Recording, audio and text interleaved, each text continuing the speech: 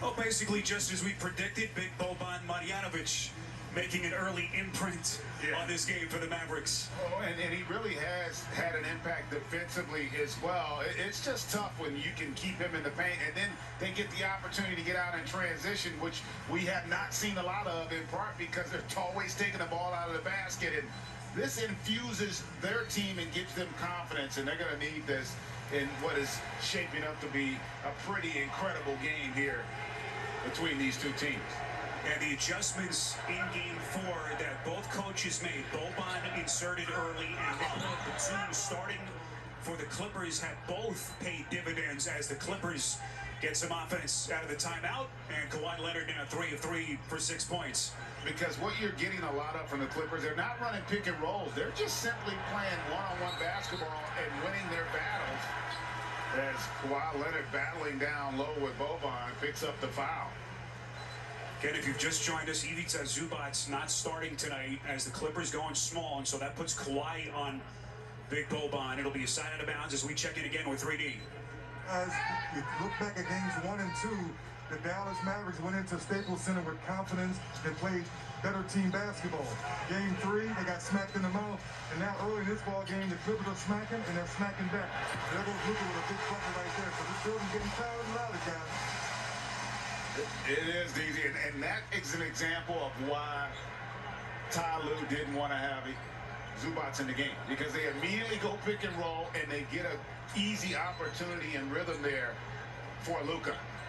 So Zubac checks into the game right at the 5-minute mark. That's Reggie Jackson making his second straight start. His minutes have steadily increased as this series has gone on. Hardaway, nifty little handle, but he's fouled on the dribble.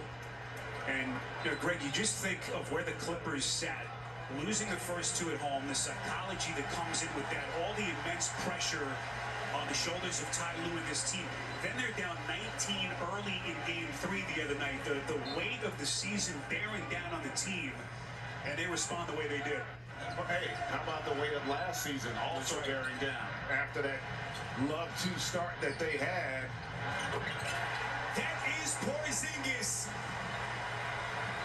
Smooth stroke early in this game.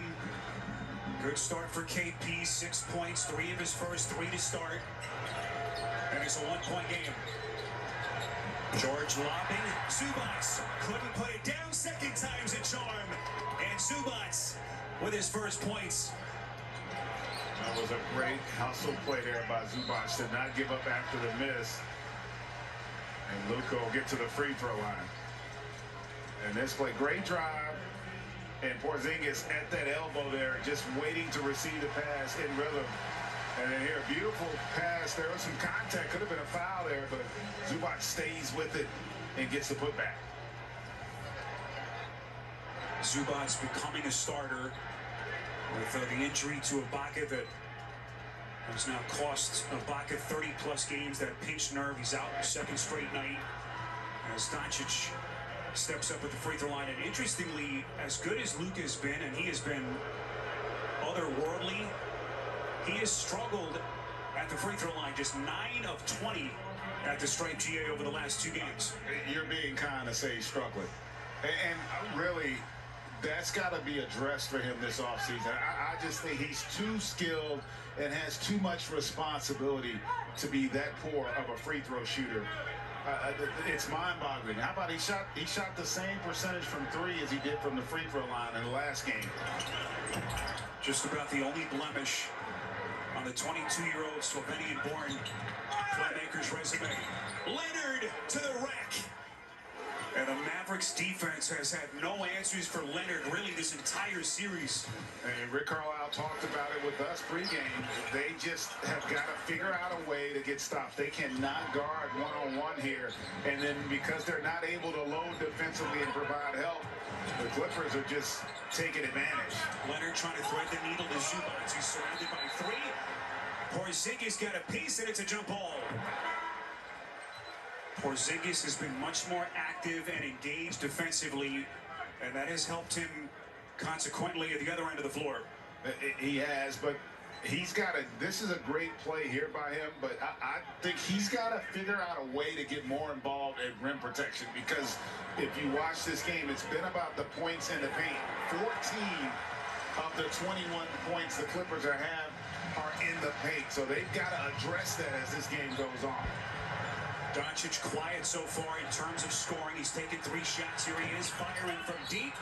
A little bit short. Porzingis has bumped it on Morris. And that effort that Porzingis just displayed there, that's what he's got to do on both ends if you're the Dallas Mavericks. He's got to play with that reckless abandon and aggression. If he does that, it's going to create some problems for the Clippers. And the question with Dallas, you've got this otherworldly talent in Luka Doncic.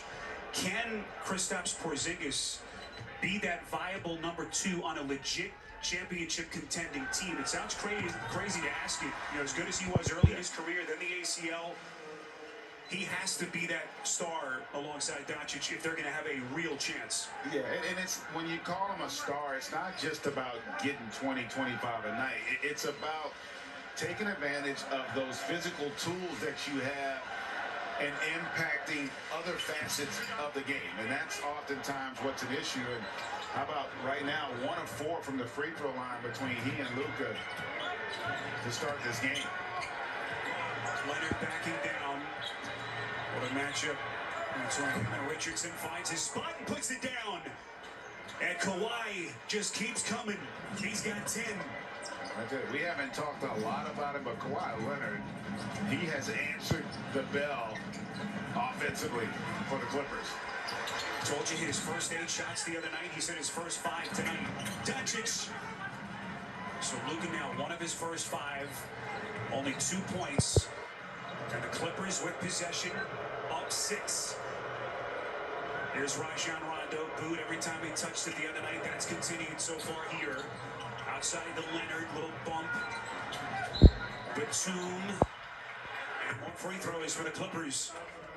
It's on Richardson. And they haven't really done anything other than just take the Mavs off